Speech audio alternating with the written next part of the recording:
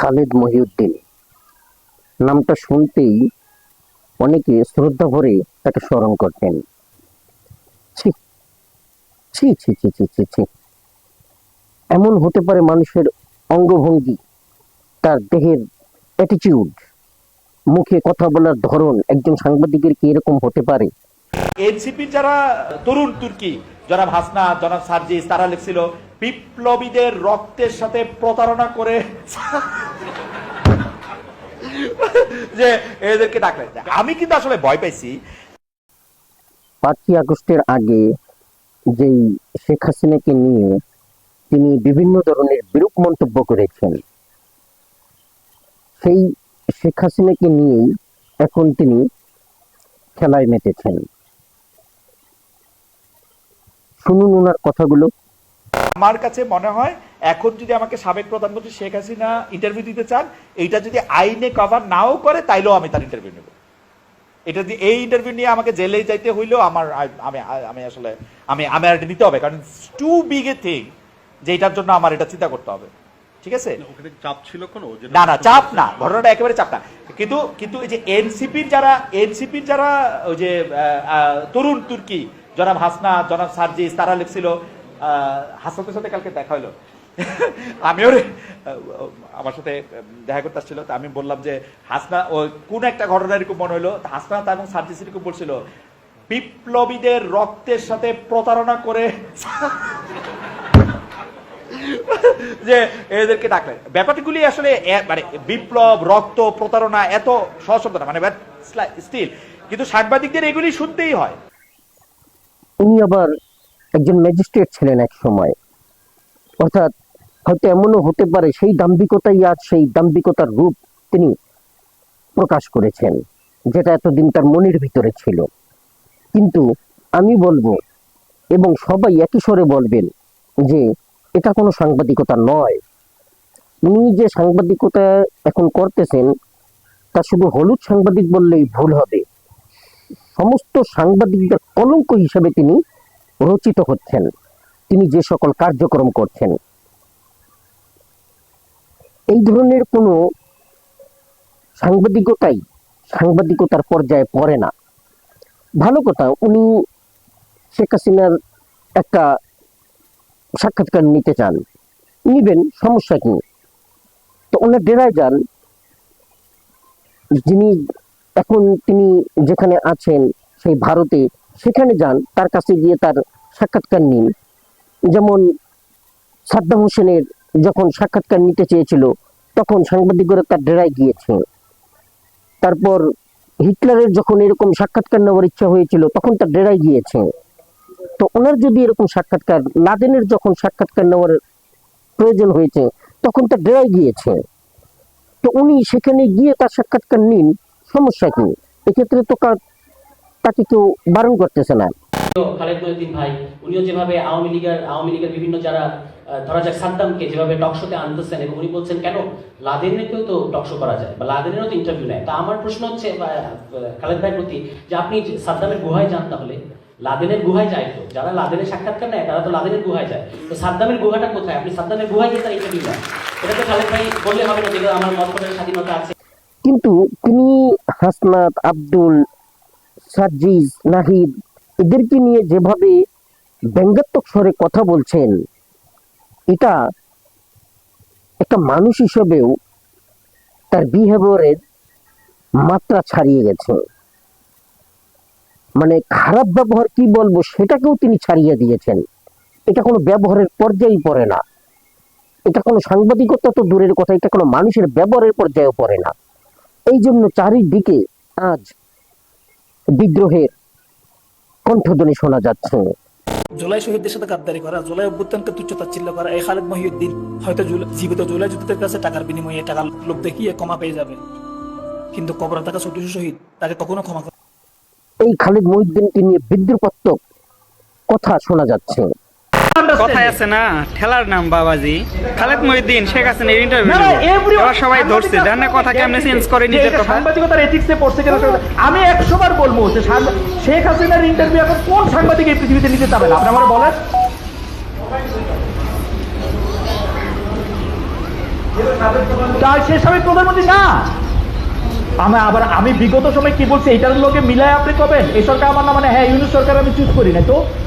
আরে বাবা এই বুঝছেন আপনারা, খালেদ মহিউদ্দিন ভাবছিল এটা নিজে একা চালাবে। পৃথিবীর কোন সাংবাদিক, আমি গ্যারান্টি দিলাম, পৃথিবীর কোন সাংবাদিক এখন ইন্টারভিউ নিতে চাবেন? আপনি আমার বলেন তো।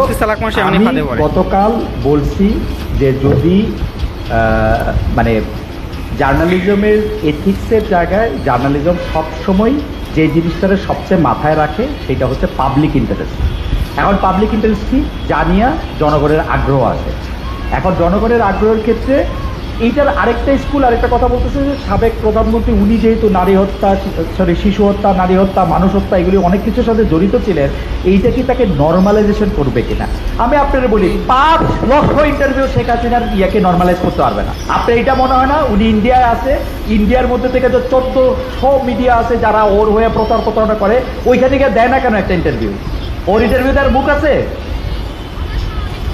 ওরে ইন্টারভিউ দেওয়া মানে ওকে নর্মালাইজ করা, এই বুঝছেন আপনারা? এইটা এথিক্সের মধ্যে আটকাবে? পৃথিবীর কোন সাংবাদিক, আমি গ্যারান্টি দিলাম, পৃথিবীর কোন সাংবাদিক এখন শেখ হাসিনার ইন্টারভিউ নিতে চাবেন? আপনি আমার বলেন তো, একজনের নাম বলেন। She is the most short after person এখন ইন্টারভিউ নেওয়ার জন্য, বিকজ তাকে এই প্রশ্নের জবাব দিতে হবে 1400 খুন সে কোথা থেকে করলো। আর এই কথা বলার জন্য সোশ্যাল মিডিয়া পুরোটা হয়ে গেল আমি হচ্ছে খারাপ, আমার পাছাড়টা আমরা লাল করে দেওয়া উচিত। দিস ইজ শোনা যাচ্ছে তার নামে সমস্ত অপকথা। খালেদ মহিউদ্দিন, আপনি অডাসিটি পান, আপনি সাহস পান সভাসদ করে আপনার সাংবাদিক পাচাটা চাটাই যে শেখ হাসিনার চাটা সাংবাদিকদের নিয়ে এই সমস্ত করে হাসনাত সার্জিসদেরকে নিয়ে হাহা করার, তাদেরকে তুর্কি বলে হাস্যরস করার 1 বছরের, এবং আপনার মতো এই সমস্ত দালালবাজ টকশোজীবী টিপিআর বাড়ানো সাংবাদিকদের এই এস্টাবলিশমেন্টের দরকার। ওই জন্যই আজকে আপনি বাংলাদেশে গেছেন, ওই জন্যই আপনাকে আজকে বাংলাদেশে নিয়ে যাওয়া হয়েছে, ওই জন্যই আপনি বাংলাদেশে আপনাকে প্রমোট করা হয়েছে এবং সামনে আরো প্রমোট করা হবে। কে প্রমোট করবে? এই যে করাপ্টেড ডিজিএফআই যারা খুন হত্যার সাথে হচ্ছে গিয়ে জড়িত ছিল, যে ডিজিএফআই এবং যে এস্টাবলিশমেন্ট যারা হাজার কোটি টাকা লোপাট করছে। আপনি দেখেন খালেদ মহিউদ্দিন সেই রকম তার রাজা রাজার মতো তার সমাবেশ, তার সভা নিয়ে বসছে, হ্যাঁ, যে সভার মধ্যে বসে সে হাসনাতদের মতো জুলাই তুর্কিদেরকে নিয়ে কথা বলতেছে আর সবাই হাহা করে হেসে গড়ায় পড়তেছে, আর তার সাথে তার সভাসদকে হচ্ছে তাল মিলাচ্ছে, রাইট? বাংলাদেশে জুলাই পরবর্তী সময় খালেদ মহিউদ্দিন, আপনি যে এত বড় সাহস করেন, আপনি আমরা মরে গেছি, জুলাই শক্তি মরে গেছে। ভুল হয়েছে কি জানেন? জুলাইয়ে শেখ হাসিনা ভয় যেটা করছিল যে আমাদেরকে যদি ক্ষমতা থেকে নামায় 3 লক্ষ মানুষ নাকি মারা যাবে, ভুল হয়ে গেছে এটা। খালেদ মহিউদ্দিন, আপনি অডাসিটি পান, আপনি সাহস পান সভাসদ করে আপনার সাংবাদিক পাচাটা চাটাই যে শেখ হাসিনার চাটা সাংবাদিকদের নিয়ে এই সমস্ত করে হাসনাত। অথচ উনি যেরকম একজন প্রশংসনীয় লোক ছিলেন, তার দ্বারা এটা কখনোই উচিত হয়নি। সমস্ত সাংবাদিকতাকে তিনি কলঙ্ক করেছেন। দিকে দিকে আজ এর রব উঠেছে। আসসালামু আলাইকুম ladies and gentlemen, good evening by the way. আজকে দেখলাম যে খুব বাংলাদেশের বিতর্কটা খুব তুঙ্গে, অর্থাৎ সবার আলোচনার বিষয়ে খালেদ মহিউদ্দিন উনি বাংলাদেশে গেছেন, গিয়ে বিভিন্ন জায়গাতে দেখাশোনা করতেছেন এবং উনার একটা মন্তব্য যে উনি বিভিন্নভাবে জুলাই বিপ্লব নিয়ে বিভিন্ন ধরনের অঙ্গভঙ্গি উনি করে যাচ্ছেন বা করতেছেন বর্তমানে। উনাকে বাংলাদেশের যারা কিছু সমাজ আছে মনে করে পৃথিবী বিখ্যাত সাংবাদিক, আমার হাসি লাগে এগুলা শোনার পরে।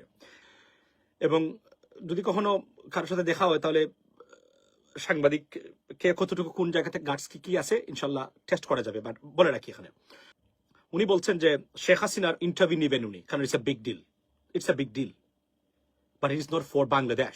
It's a big deal. It's for India, not for Bangladesh. Because Bangladesh's জন্য it's a garbage. That's simple as that. That's what it is. মানে আপনাকে আমাকে বলেন যে আচ্ছা কারো কাছ থেকে অজানা কথা শুনবো, তো কি অজানা কথা তারা রয়ে গেছে বাকি যেগুলো আমাদেরকে শুনতে হবে? 17 বছর শুনি নাই, 25 বছর টোটাল, বা কত 3 টোটাল 4 বারের প্রধানমন্ত্রী সে। আমরা তার শাসন দেখি নাই, এভরিথিং ভেরি ইনট্যাক্ট। আমরা কোন স্বৈরশাসক পতিত সরকারের খুনির কথা। এই রব ততদিন থামবে না যতদিন তিনি প্রকাশ্য দিবালোকে এবং সবার সামনে এসে ক্ষমা না চাইবেন। আমি মনে করি তিনি ক্ষমা চাওয়ার পরেও তাকে এই ক্ষমা দেওয়াটা ভুল হবে এবং তার কাছে আর কেউ সাক্ষাৎকার দেওয়া বা তার সাংবাদিকতায় অংশগ্রহণ করা, আমি মনে করি এই 5ই আগস্টের সাথে বিদ্রোহ ঘোষণা করা হবে। আসসালামু আলাইকুম। আপনারা জানেন অনেকেই আলাপ করছে যে আমাদের খালেদ মহিউদ্দিন উনি বাংলাদেশে এসেছেন এবং যদিও আমি তার সাথে যখন একটা শোতে ছিলাম আমি তখনও বলেছিলাম যে জুলাইয়ের মতো ঐতিহাসিক গণ অভ্যুত্থান এরপরে উনি বাংলাদেশে আসার সময় পান নাই, উনি জার্মানি থেকে বাংলাদেশ না এসে জার্মানি থেকে আমেরিকায় চলে গিয়েছিলেন। আমি শোতেই তাকে বলেছিলাম তো কে আসবে না আসবে এটা একান্তই তার ব্যক্তিগত ব্যাপার, কিন্তু দেশ জাতি রাষ্ট্র এসব নিয়ে যার অনেক অনেক ভাবনা, অনেক বেশি ভাবনা। তো জুলাই গণ অভ্যুত্থানের পর এমন অনেক মানুষ তারা দেশে এসেছে। সম্প্রতি যে খালেদ মহিউদ্দিন ওনার একটি ভিডিও ভাইরাল হয়েছে, উনি ঢাকা বিশ্ববিদ্যালয়ে সম্ভবত আলাপ করছেন গণযোগাযোগের সাংবাদিকতা বিভাগে স্টুডেন্টদের সাথে। সেখানে ওনার কিছু বক্তব্য, ওনার জুলাই শহীদ এবং এই শব্দের ব্যাপারে ওনার টোটাল বডি ল্যাঙ্গুয়েজ এ নিয়ে যেহেতু আমাদেরকে কেউ কিছু জানিয়েছেন, তো আমরা মনে করছি আমাদের এই আলাপ নিশ্চয়ই খালেদ মহিউদ্দিন শুনবেন, কারণ তিনি সবকিছুতে খোঁজ রাখেন এবং আমাদের ব্যাপারে তিনি ভালো করে খোঁজ রাখেন। দেখেন, আপনারা অনেকেই আমরা একটা ব্যাপারে রিয়াক্ট করছি, আমিও একটা পোস্ট দিয়েছি, সেটা হলো যে প্রধান ফ্যাসিস্ট খুনি হাসিনাকে তিনি সাবেক প্রধানমন্ত্রী বলেছেন। এই আলাপটা আসলে একটা সেকেন্ডারি আলাপ। এই আলাপটার থেকেও খুবই সিগনিফিকেন্ট একটা ব্যাপার ঘটে গেছে, যেটা আমরা কেউ যেন অনেকে খেয়াল করছি না এই ভিডিওটার মধ্যে। আপনারা কি কেউ খেয়াল করেছেন যে এই আলাপের একটা অংশে আমাদের খালেদ মহিউদ্দিন বলছেন এনসিপির যারা তরুণ তুর্কি মানে হাসনাত সার্জিস তাদের কথা বলতে গিয়ে তারপরে খালেদ মহিউদ্দিন যখন পলাতক ছাত্রলীগের খুনি লীগের সভাপতি সাদ্দামের ইন্টারভিউ করতে চেয়েছেন, তখন তো বাংলাদেশের আপমর সবাই এটার বিরুদ্ধে গিয়েছে এবং সেটা বেআইনিও ছিল। এবং তখন সম্ভবত হাসনাত সার্জিস ওরা যেরকম বলেছিল যে এই রক্তের সাথে বেইমানি করে প্রতারণা। তা আপনি একটা ব্যাপার খেয়াল করেন যে খালেদ মহিউদ্দিন কোন বডি ল্যাঙ্গুয়েজে কাদের সাথে কিভাবে তাদের বক্তব্যটাকে কোট করছেন। তিনি বলছেন বিপ্লবীদের রক্তের সাথে প্রতারণা করে বলে উনি হা করে হেসে দিচ্ছেন, ওনার হাসি আসছে না, আর্টিফিশিয়াল। এরপর উনি এটাকে আরো লঘু করবার জন্য যে বিপ্লবীদের রক্তের সাথে প্রতারণা করে এরপর উনি বলছেন বিপ্লব রক্ত প্রতারণা। এত সহজ শব্দ না, আসলে তো এত সহজ শব্দ না খালেদ ভাই, কিন্তু সহজ তো আপনি করে দেখালেন। কারণ হাসনাত সার্জিসের ব্যক্তিগত কোনো অবস্থানও হয়তো যদি ভুল হইতে পারে, কিন্তু তারা যে জুলাইয়ের গণ অভ্যুত্থানের মুখ বলতে এই যে এত শহীদ এত আহত এটাকে আপনি স্বপ্নে যেভাবে লঘু করবার চেষ্টা করলেন, আপনি কি নিজে খেয়াল করছেন এটা আপনি কি করলেন? মানে আপনি বিপ্লবীদের রক্তের সাথে প্রতারণা এই বক্তব্যটাকে যেভাবে বাজেভাবে উপস্থাপন করলেন, এরপরে আপনি বললেন বিপ্লব রক্ত প্রতারণা, মানে এগুলো কিছু না। মজার ব্যাপার হলো আপনি একজন সাংবাদিক হিসাবে কি চান? একান্ত বস্তুনিষ্ঠ ব্যাপারগুলো তুলে আনতে চান। আপনি নিজে বলছেন যে ট্রমার ব্যাপারটা আপনার বক্তৃতার মধ্যে বলেছেন, ইভেন আমেরিকায়ও যদি কোনো ভিকটিম আবার সেই ইন্টারভিউ দেখে আরো ট্রমাটাইজড হয়ে যায়, তাহলে তাকে বাংলাদেশের আইন তো কভার করেই না, আমেরিকার কোথাও কভার করে না, এটা আপনি বলেছেন। এর পরেও আপনি বলছেন যে তবে এটা এত বিগ, আপনি সাবেক প্রধানমন্ত্রী হাসিনার ইন্টারভিউ করতে চান যদি আপনার জেলেও যাওয়া লাগে। দেখেন আপনি কি বিরাট বিপ্লবী ভূমিকায় অবতীর্ণ হয়েছেন, যেবার আপনি জেলে গিয়ে হইলেও হাসিনার ইন্টারভিউ করতে চান। মজার ব্যাপার হইল, কারণ কি এই জুলাইয়ে কি হইছে না হইছে, প্রথমত এটা আপনি সাদ্দামের কাছ থেকে শুনতে চাইছেন। আমার কথা হইল আপনার কাছে প্রথম প্রশ্ন, জুলাই কি হইছে না হইছে, সাদ্দামের ইন্টারভিউ করা তো প্রথমত আইনি নিষেধাজ্ঞা আছে, মোরাল গ্রাউন্ডে কতটুকু জার্নালিজম এটাকে সাপোর্ট করে সেটা নিয়েও তর্ক বিতর্ক আছে। আমার আপনি একটা কথা বলেন, সাদ্দাম তো কিলার, হাসিনা তো কিলার খুনি, এটা বলতে আপনার খারাপ লাগলেও বাংলাদেশের শহীদ পরিবারের খারাপ লাগে না। আপনি গত 14 মাসে বা 15 মাসে জুলাইতে কি হয়েছে ভিডিও না দেখা টকশোনা কইরা জুলাই গণ অভ্যুত্থানের মধ্যে ধরলাম আসে নাই। দেখেন আপনার ব্যাপারে অ্যালিগেশন আছে, আপনি এটার উত্তর দিয়েন। এটা ফেসবুকে প্রচুর ভাইরাল হয়েছে, জার্মানিতে থাকে আমাদের বাংলাদেশি অনেক যারা স্টুডেন্ট, তারা এই জুলাই গণ অভ্যুত্থানে হত্যা চলাকালে তারা রাস্তার পাশে দাঁড়িয়েছিল প্রতিবাদ করবার জন্য। আপনি সামনে থেকে আপনার অফিসে হেরে যাচ্ছিলেন, তারা আপনাকে রিকোয়েস্ট করেছে যে খালেদ ভাই আপনি 5টা মিনিট দাঁড়ান, আপনি কর্ণপাত না করে হুর হুর করে অফিসে চলে গেছেন।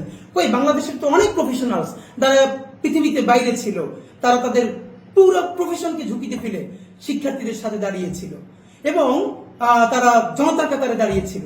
আচ্ছা আপনার নিজের অবস্থান যে আমি দাঁড়াবো না, আপনি না দাঁড়ালে আপনারা কেউ জোর করে দাঁড় করাতেও পারবেন না। জার্মানির মতো জায়গায় যেখানে স্টুডেন্টরা এত ঝুঁকি নিয়ে ভূমিকা নিয়েছে এবং তারা প্রোটেস্ট করেছে, আপনি তাদের সাথে তো একাত্মতা পোষণ করেনই নাই, তারা রিকোয়েস্ট করেছে তারপরও আপনি যান নাই। কিন্তু এরপর আপনি যখন আবার জার্নালিজম শুরু করলেন, আপনি বাংলাদেশে ডকুমেন্টেড 1400-এর বেশি শহীদ, 30-40 হাজারের বেশি সিভিয়ারলি আহত, চিরতরে অন্ধ, পঙ্গু, শিশু, আপনি তাদের একটা ইন্টারভিউ করেছেন এসে?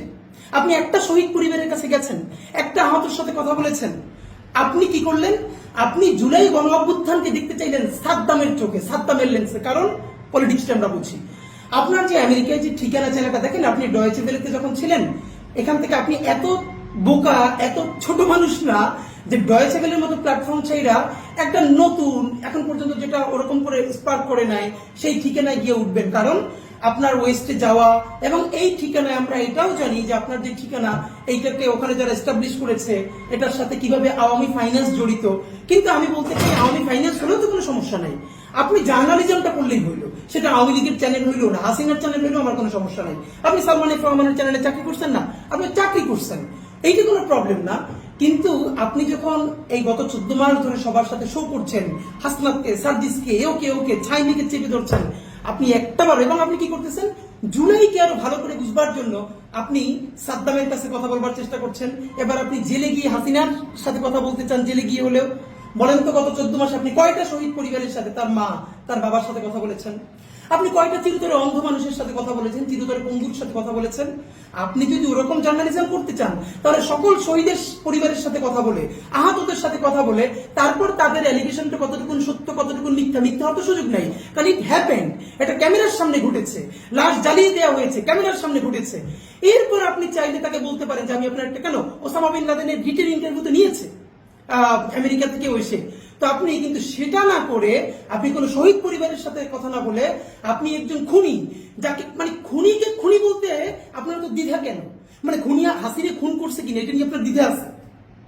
আপনি একটু খালেদ ভাই বললেন তো যে হাসিনা খুন করছে কিনা, এইটা জানার জন্য আপনি ঢাকা ভার্সিটির বলতে ওদেরকে বলতেছেন আর একটু ভালো করে জার্নালিজম পড়ে। খালেদ ভাই বলেন তো, আর একটু কতটুকুন ভালো করে পড়াইলে খুনিরে খুনি বলতে পারবে একাডেমিশিয়ানরা এবং জার্নালিস্টরা? মানে কতটুকুন ভালো করে পড়াইলে, আর কতটুকুন ভালো করে পড়াইলে যে 4টা ইলেকশন দেশে কোনো ভোট হইতে দেয় না। প্রথমে 111 ইলেকশন, তারপরে 14তে ভোট হয় নাই, 18তে ভোট হয় নাই, 24-এ ভোট হয় নাই, এবং সেই ভোট না হওয়া, দিল্লির ক্ষমতায়িত হওয়া একজন ফ্যাসিস্টকে আপনি প্রধানমন্ত্রী বলতে বলতে মুখে ফেনা তুলে ফেলেন। আপনি এই সরকারকে বারবার বলছেন, আমি অনেক টকশোতে শুনছি যে এই সরকার তো আমার সরকার না। ফাইন, নাই হইতে পারে, আপনি এটাকে রিপ্রেজেন্টেটিভ মনে নাও করতে পারেন। এবার আপনি বলেন তো খালেদ ভাই, এই সরকার যদি আপনার সরকার না হয়, তাহলে আওয়ামী লীগের গত 15 বছরে যেখানে কোনো মানুষ ভোট দেয় না, এমনকি আওয়ামী লীগ নিজে যে দাবি করে তাদের 25% বা 20% ভোটার আছে, তারা 2% মানুষ কেন্দ্রে যায় না, তাহলে কেন্দ্রে এত কুকুর ঘুমাইতো না। তাহলে যেখানে কোনো ভোটার ভোট দেয় নাই, সেই সরকার তো আপনার আমার বাংলাদেশের কারো সরকার না। আপনি কোনোদিন আওয়ামী লীগের কোনো মন্ত্রীরে একবার জিজ্ঞেস করছেন এই সরকার আমার না? বলছেন? কোন এমপি বলছেন? হাসিনার কোনোদিন জিজ্ঞেস করছেন? হাসিনার যখন আপনি প্রেস ব্রিফিং করতেছিলেন, আপনি জিজ্ঞেস করলেন একটা প্রশ্ন যে সবাইকে ঠিক মতো দায়িত্ব পালন করতে পারবে? হাসিনা আপনার মৃদুস্বরে একটা ধমক দিয়ে দিলেন, আপনি মিষ্টি করে হেসে হেসে পড়লেন। এই যে আপনি ইনুসরে ছিঁড়ে ফেলে টাইনে ছিঁড়ে ফেলেন, এটা তো আমি মনে করি ইনুসের ক্রেডিট। আপনাদের যখন ওটার বিরুদ্ধে ফোন দেয় নাই, তো হাসিনা আপনার এটা বলবার আপনার পর আপনি তো তার সামনে কোনো প্রতিবাদ করেন নাই। সেই ভিডিও ফুটেজ এখন আমাদের সামনে তো আছে, আপনি সুন্দর করে হেসে বসে পড়ছেন। তো মজার ব্যাপার হইল খালেদ ভাই, আমি আপনাকে যেটা দেখেন, তো সাদ্দামের লেন্স দিয়ে আপনি বাংলাদেশ দেখতে চান। এখন আপনি কি বলতেছেন? সাবেক প্রধানমন্ত্রী। যেই কারণে আপনি যদি বলেন এইটা তো কোনো নির্বাচনই হয় না, সুতরাং প্রধানমন্ত্রী কি আপনি বলেন, তারপর আপনি তাহলে হাসিনারে গ্লোরিফাই করতে মনে চাইলে করেন, এটা নিয়ে আমার কোনো আপত্তি নেই। কিন্তু আপনি হাসিনারে গ্লোরিফাই করতে গিয়া জুলাই গণ অভ্যুত্থানের কতগুলো শহীদ, তার রক্ত, তার বিপ্লব, আপনি তাকে কিভাবে মানে কি বাজে বডি ল্যাঙ্গুয়েজে ট্রিট করতেছেন, আপনি খেয়াল করছেন? ধন্যবাদ হাদি ভাই, আপনি খুব সুন্দর বলেছেন, এজন্য আপনাকে অসংখ্য ধন্যবাদ হাদি ভাই। আপনার কথাবার্তা এমনিতেই সব ভালো, খুব সুন্দরভাবে কথা বলেন, যুক্তি দিয়ে কথা বলেন। তাকে যে আপনি এমনি ভাবে বুঝিয়েছেন, সেজন্য আপনাকে ধন্যবাদ। ফেস দ্য পিপল এর প্রধান সাগর ভাই, ওনাকেও ধন্যবাদ জানাচ্ছি। খালেদ মহিউদ্দিনের বিষয়টা নিয়ে আর কথা বলতে চাইনি, কিন্তু কেন আবারও বলছি, এর কারণগুলো সে তো আসলে কোনো ম্যাটার না। খালেদ মহিউদ্দিন এমন না যে তার এমন কোনো অবদান বাংলাদেশের রাজনৈতিক পরিমণ্ডল থেকে শুরু সামাজিক রাষ্ট্রীয় কখনোই আমি দেখিনি ইফেক্টিভ ব্যক্তি মানুষ হিসেবে, একজন মানুষ হিসেবে, একজন নাগরিক হিসেবে এমন কোনো কিছু করেছে বলে আমার মনে হয় না। তো যাক, এটি তার ব্যক্তিগত ব্যাপার। সাংবাদিক হিসেবে যা করেছে তাও দেশের জন্য রাষ্ট্রের জন্য কতটুকু উপকার হয়েছে এ নিয়েও সংশয় আছে। প্রশ্ন হলো সে সাবেক প্রধানমন্ত্রী শেখ হাসিনাকে আনতে চায়, এ নিয়ে বিভিন্ন পক্ষ কথা বলছে। এটা নিয়ে বড়াই করবার কিছু নেই খালেদ মহিউদ্দিন, কারণ শেখ হাসিনা ইতিমধ্যে উনি একজন তৃণমূল পর্যায়ের ইউনিয়ন ওয়ার্ড লেভেলের নাগরিকদের সাথে নেতাদের সাথে তিনি কথা বলেছেন। সুতরাং এখানে আমরা দেখেছি এবং প্রচারও হয়েছে, আপনি আনবেন, এটা যে কেউ যদি আনতে চায় শেখ হাসিনা সবার কাছে যাবে। আপনি এখানে বড়াই করবার কোনো কিছু নাই যে শেখ হাসিনাকে আপনি আনতেছেন আর কেউ আনতে পারতেছে না। এখানে আপনার একটা এজেন্ডা আছে। আপনি এই সাধারণ মানুষকে এর আগেও বিভ্রান্ত করেছেন বিভিন্ন ধরনের এই স্বাধীন সাংবাদিকতার নামে, এখনও আপনি বিভ্রান্ত করতে যাচ্ছেন। শেখ হাসিনাকে আনেন বা না আনেন, আমি একজন সাধারণ নাগরিক হিসেবে আপনার এটা নিয়ে বক্তব্য করতে, আপনি সবচেয়ে বড় কথা হলো আপনি এই 24কে আপনি মস্করা করেছেন, 24 নিয়ে আপনি হাসাহাসির বিষয় হিসেবে দেখেছেন, যেটি বড় ধরনের অপরাধ আপনি করেছেন, বড় ধরনের অপরাধ। যেমন 1971 সাল নিয়ে কেউ যদি হাসাহাসি করে আমরা যেমন ছাড় দিব না কোনোভাবে, আপনি ঠিক একইভাবে 24 নিয়ে 1,500 মানুষের রক্ত নিয়ে জীবন নিয়ে আপনি হাসি তামাশা করেছেন, যে জন্য আপনাকে কোনোভাবে ক্ষমা করা হবে না। আপনি ক্ষমা চাইলেও ক্ষমা করে কিনা আমি জানি না, ক্ষমা করার একমাত্র মালিক হলো এই 1,500 মানুষ যারা জীবন দিয়েছে। আপনি এত সুন্দর ভাবে কথাগুলো বলেছেন, আপনারা আসলেই ভালো করে জানেন উনি যে সাংবাদিক না, বা উনি যে বাংলাদেশের কোনো ভূমিকা রাখেননি, সাংবাদিকতার নামে যে উনি কলঙ্ক, সেটা আপনারা তুলে ধরেছেন, সেজন্য আপনাদেরকে ধন্যবাদ। আবার ধন্যবাদ জানাচ্ছি ইলিয়াস সাহেবকেও, যিনি খুব সুন্দরভাবে বুঝিয়ে দিয়েছেন তার আসল রূপটা কি। খালেদ মহিউদ্দিনের এই পয়সা ছাড়া পত্রিকার আপনার এই যে সাংবাদিক হয়ে উনি আসলো, ওনার এটার পিছনের কি উদ্দেশ্য, কি কারণ, এগুলো জানা দরকার। খালেদ মহিউদ্দিন আগাগোড়া একজন মানে ইসলাম বিরোধী একটা বিকৃত মস্তিষ্কের একটা লোক, এবং এই নেশাখোর হচ্ছে গিয়ে সবসময় ইসলামের বিরুদ্ধে কথা বলার জন্য, মানে যে কোনো বিষয় ইসলাম যদি সামনে আসে তার শরীরে আগুন জ্বলে। ডক্টর মোহাম্মদ ইউনূস ক্ষমতায় আসার পরপরই তার একটা ভিডিও দেখলাম, বলছে নোবেল হচ্ছে একটা প্রাইজ, এটা পাইলে কি হয়, অথচ দেখছি যে তার ওখানে সব উপদেষ্টারা বক্তব্য দেওয়ার জন্য যায়, তার লাইভে করার জন্য যায়।